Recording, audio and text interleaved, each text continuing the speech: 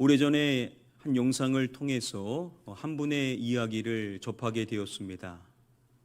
그때 이분의 이야기를 듣는데 얼마나 가슴이 미어져 오면서 많은 눈물을 흘렸는지 모릅니다. 바로 다음의 분이신데요. 하순자라는 분이십니다. 이분의 영상을 준비해 봤습니다. 함께 보시도록 하겠습니다. 저에게는 자식이 4명이 있었습니다.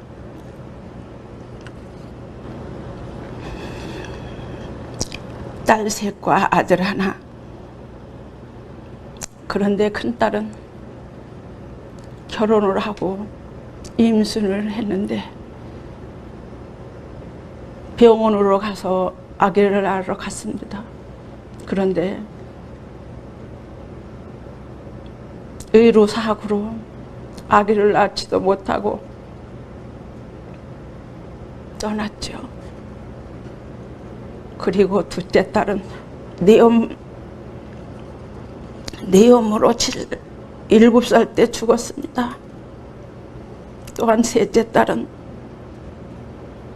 낳자마자 24시간 만에 세상을 떠났죠. 저는 그 아픔으로 늘 가슴에 묻고 그 생각으로 저는 우울증까지 걸렸습니다. 죽고 싶었죠. 한없이 죽고 싶었습니다. 그런데 저에게는 죽을 힘도 없었습니다. 하나 남은 아들이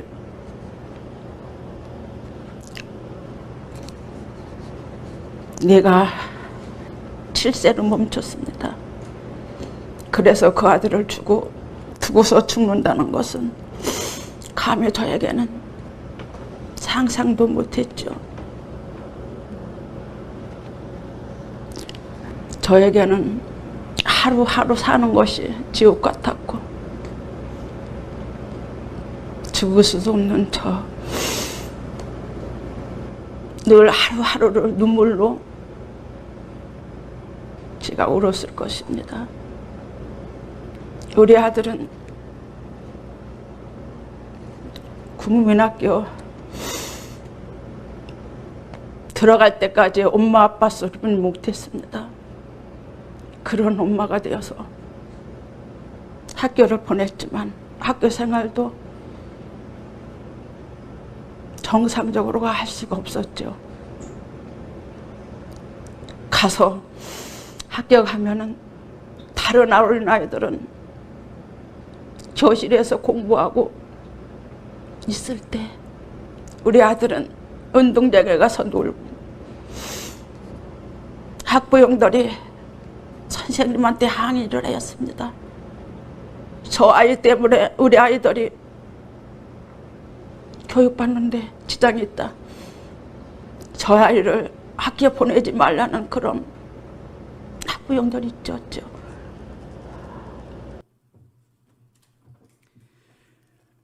첫 번째 자녀를 갑작스러운 의료사고로 떠나 보내야만 했고, 두 번째 자녀는 7살 어린 나이에 뇌염으로 떠나 보내야만 했습니다. 세 번째 자녀는 태어난 지 불과 24시간 만에 세상을 떠나게 되었습니다. 하나도 아니고 둘도 아니고 3명의 자녀를 가슴에 묻어야만 했던 것입니다. 삶을 끝내고 싶은 마음뿐이었습니다. 그런데 그렇게 할 수 없었던 것이 마지막 아들이 있었는데, 아들은 7세의 지능이 멈춰버리게 되는 아픔이 있는 아들이었습니다. 학교에 들어갔지만 제대로 학교 생활을 할 수가 없었습니다. 다른 학부형들의 빗발치는 항의를 받게 됩니다. 자신의 아들을 학교에 보내지 말라는 항의였습니다. 여러분, 새 자녀를 가슴에 묻은 결코 씻겨지지 않는 그 고통 속에서 아픔을 지닌 아들을 양육하는 이 어머니가 얼마나 많은 눈물을 흘렸을까요?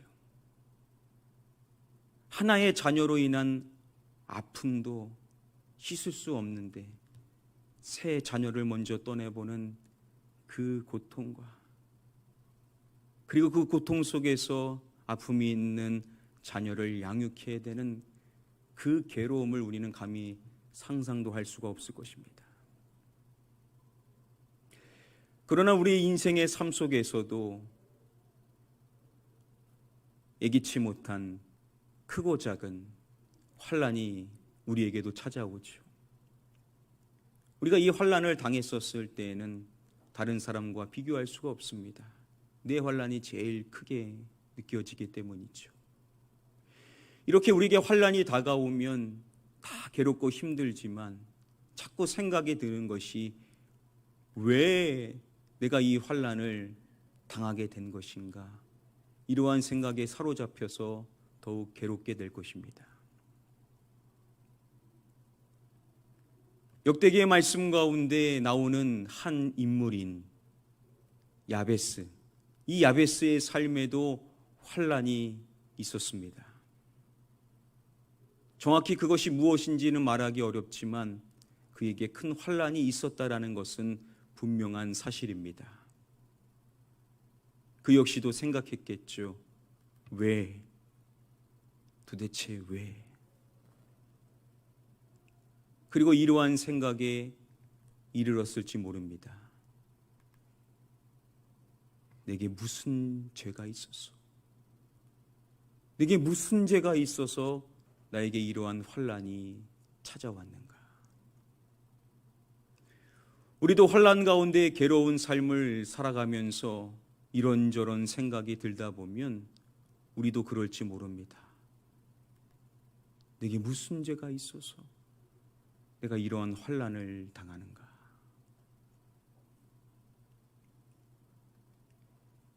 역대기의 말씀 가운데 이 야베스와 더불어서 우리가 또 함께 더불어 살펴볼 수 있는 사람 가운데 여호사밧이 있다라고 했습니다. 역대하 20장의 말씀에 보면 모압 자손 그리고 암몬 자손들 그리고 마온 사람들이 연합을 하여서 공격을 하러 오는데 누구를 치러 오는지 한 사람을 말합니다. 그 한 사람이 여호사밧이었습니다. 새 연합군의 엄청난 병력이 나 한 사람을 치고자 오는 것입니다. 이것은 여호사밧의 인생의 환난이 아닐 수가 없었을 것입니다. 왜 그에게 이런 환난이 찾아온 것일까요? 남유다의 왕이 여호사밧이었을 때 북이스라엘의 왕은 아합 왕이었습니다. 이 아합은 가장 사악한 왕이었었죠. 성경에 그가 악하다라는 이야기가 계속해서 반복되어져 나옵니다. 아합이 그 자신을 팔아서 여호와 하나님 앞에 악을 행하는 자가 없다라고 할 만큼 하나님 보시기에 너무나도 악한 왕이었습니다. 그러한 사악한 아합 가문과 혼인을 하여서 인척 관계를 맺었었던 사람이 있었는데 그 사람이 바로 여호사밧이었습니다. 그래서 여호사밧이 북이스라엘 사마리아를 방문합니다. 바로 아합과의 연합을 위함이었습니다. 아합이 그에게 말합니다.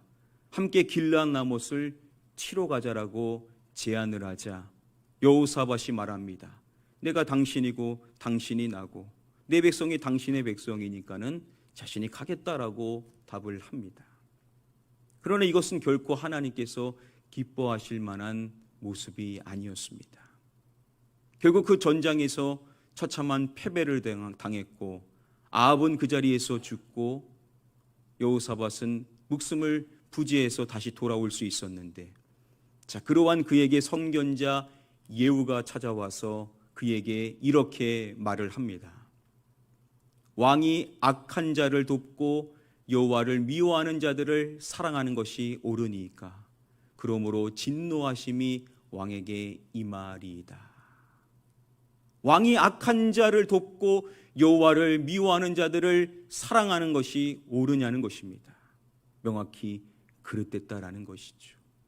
그러므로 진노하심이 왕에게 임하리이다. 하나님이 기뻐하시는 그러한 일을 행한 당신에게 진노가 임하게 될 것이라는 겁니다. 그리고 얼마 지나지 않아서 바로 그에게 찾아온 것이 이 환난이었습니다. 그래서 여호사밧이 악한 자인 아합과 연합한 것에 대한 진노하심으로 임한 환난으로 해석을 합니다. 그의 그릇됨이 환난을 낳게 되었다라는 겁니다. 자, 그러면 우리가 인생에서 당하는 모든 환난들은 우리가 무엇인가를 잘못해서 우리에게 오는 것인가? 우리에게 죄가 있어서 이 환난이 다 우리에게 찾아온 것인가? 야베스와 더불어서 또한 우리가 살펴볼 수 있는 자 가운데 아사가 있다라고 했습니다. 역대하 14장의 말씀에 보면 구스 사람 세라가 엄청난 병력을 이끌고 쳐들어오게 됩니다. 이러한 병력을 맞서 싸워야 되는 아사, 그에게도 이러한 일은 환난과도 같았을 것입니다.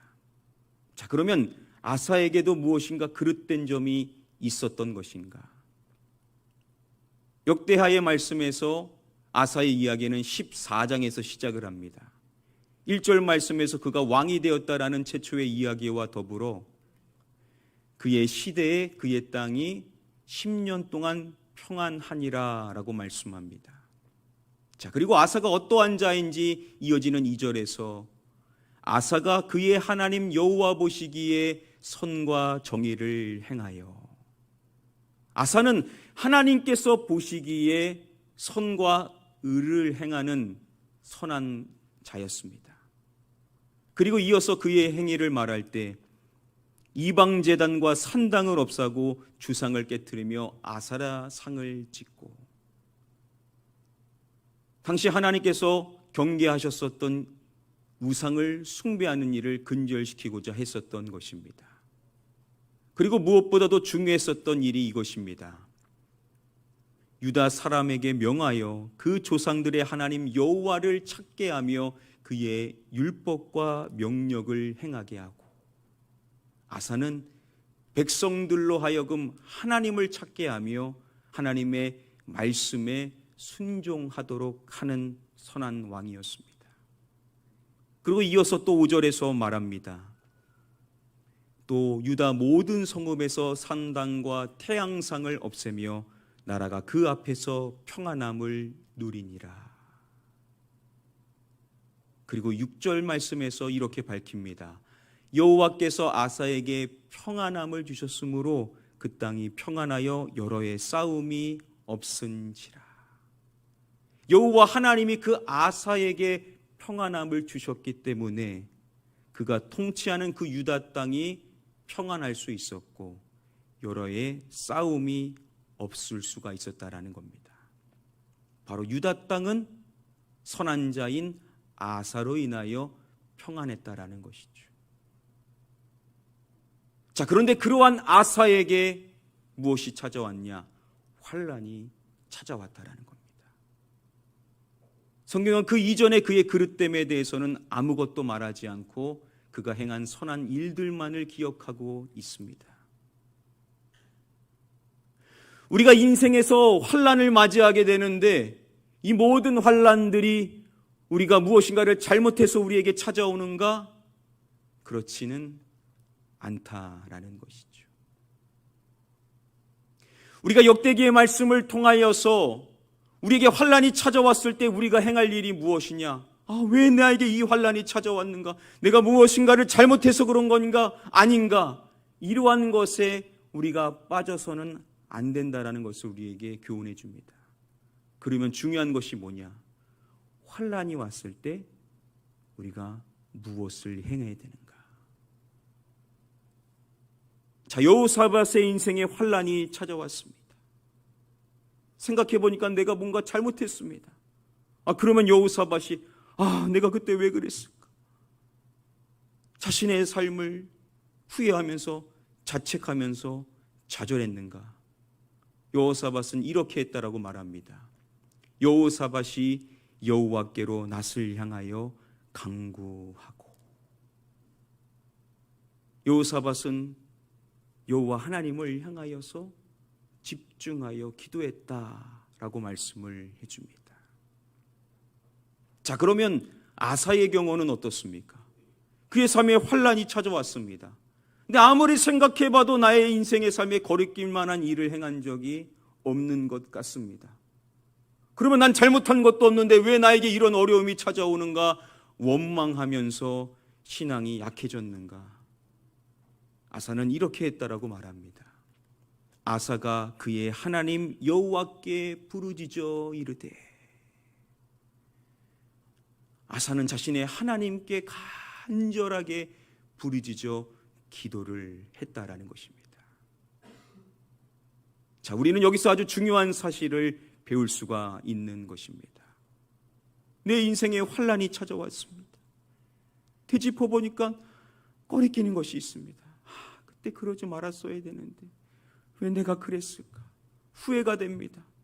자책하고 싶습니다. 그러면 정말 그렇게 하면서 인생을 부정적으로 흘러가게 해야 되는가? 아니라는 것입니다. 내가 뭔가 꺼리낄 만한 일을 했었어라도 그때 우리가 해야 될 건 다른 어떠한 것이 아니라 무엇이라는 것입니까? 기도해야 된다는 겁니다. 나에게 환난이 찾아왔습니다. 근데 아무리 생각해봐도 나에게 꺼리낄 만한 일을 행했다는 기억이 있지 않습니다. 그러면 왜 나한테 이런 일이 있는 것인가? 아니, 하나님 정말 살아나 계신 것인가 하면서 원망하면서 신앙이 약해져서는 안 된다라는 거죠. 그럴 때도 우리가 뭐 해야 된다라는 겁니까? 기도해야 된다라는 것이죠. 우리에게 환난이 찾아왔을 때, 우리에게 어려운 무엇인가가 찾아왔을 때 왜 이게 일어났는가, 무엇이 문제인가 이것을 규명하면서 원망하고 좌절하며 한탄할 것이 아니라 그게 무엇 때문이든지 간에 저와 여러분들은 기도하는 일에 집중해야 될 줄 믿습니다. 여러분, 야베스의 인생에도 환난이 있었습니다.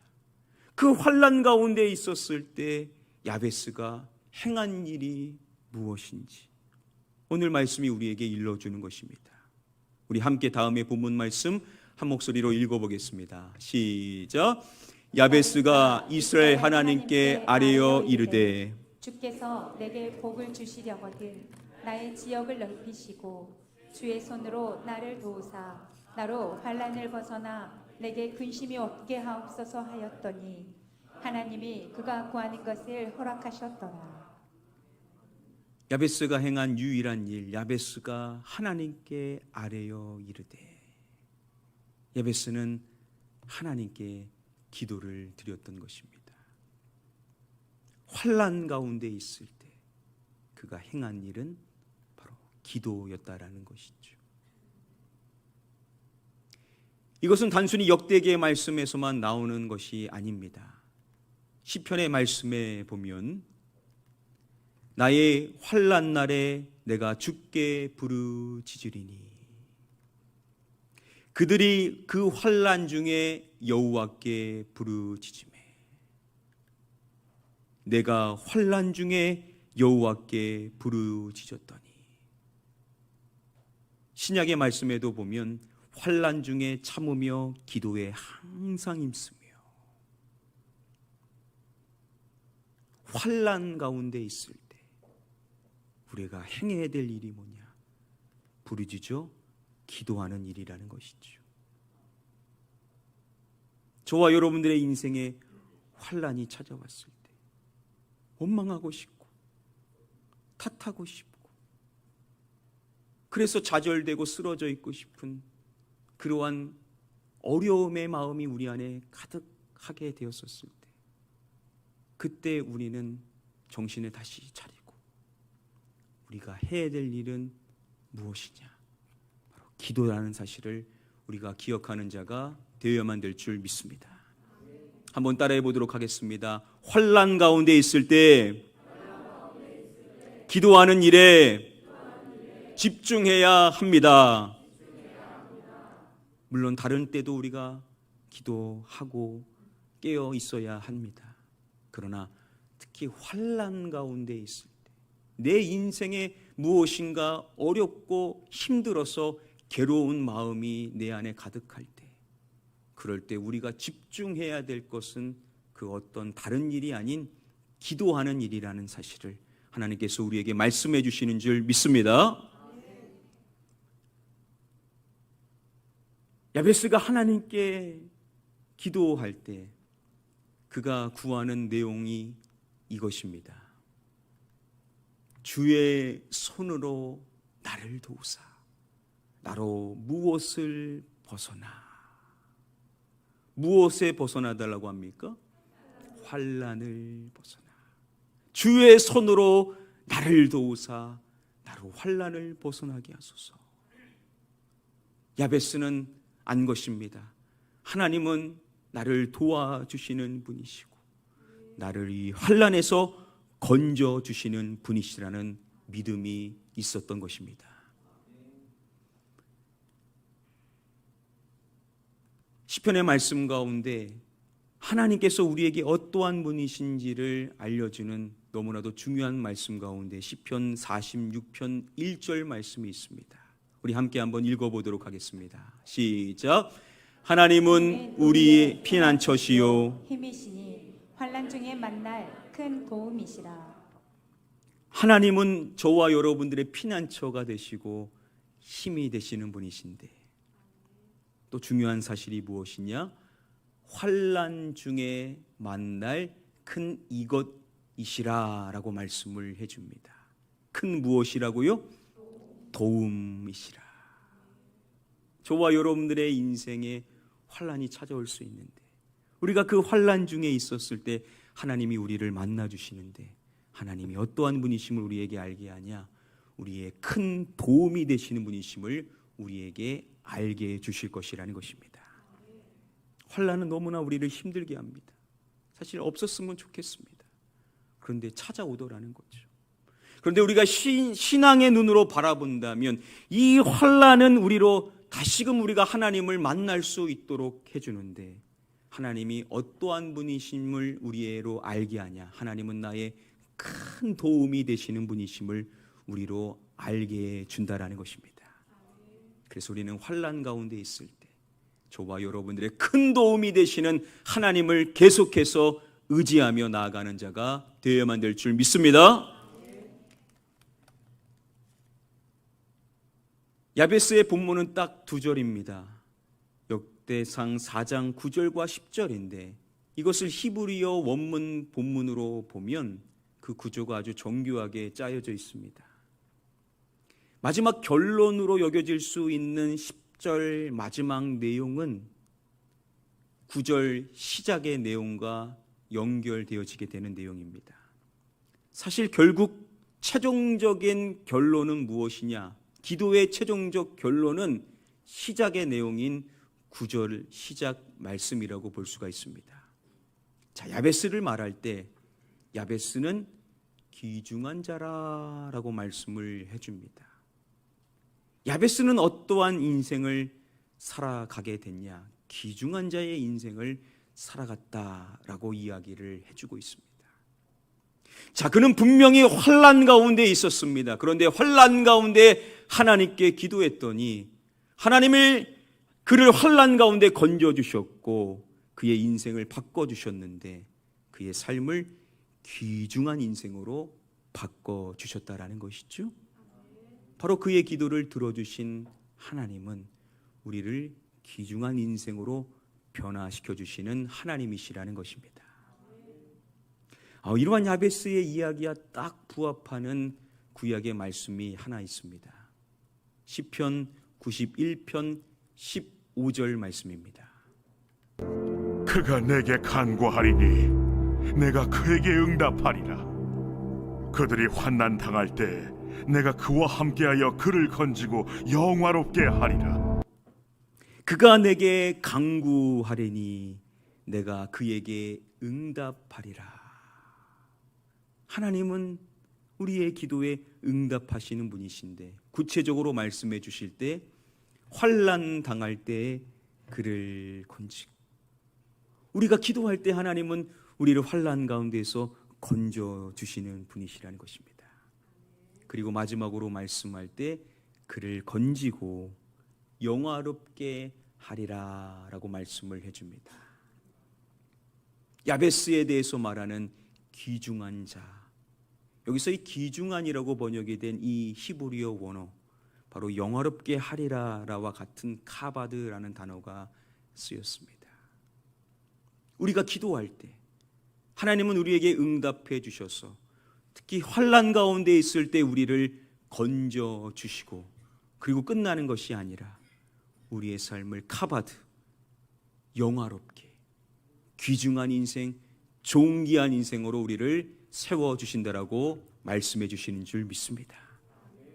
환난은 당신은 너무나도 힘든데 그 환난은 우리로 기도하라는 사인이라고, 그리고 그 기도를 통하여 우리의 큰 도움이 되시는 하나님을 만남으로 우리가 그 환난에서 벗어나는 것으로 끝나는 것이 아니라 하나님은 우리를 영화로운 인생으로 바꿔주시기를 원하시는 하나님이라고 우리에게 말씀해 주시는 줄 믿습니다.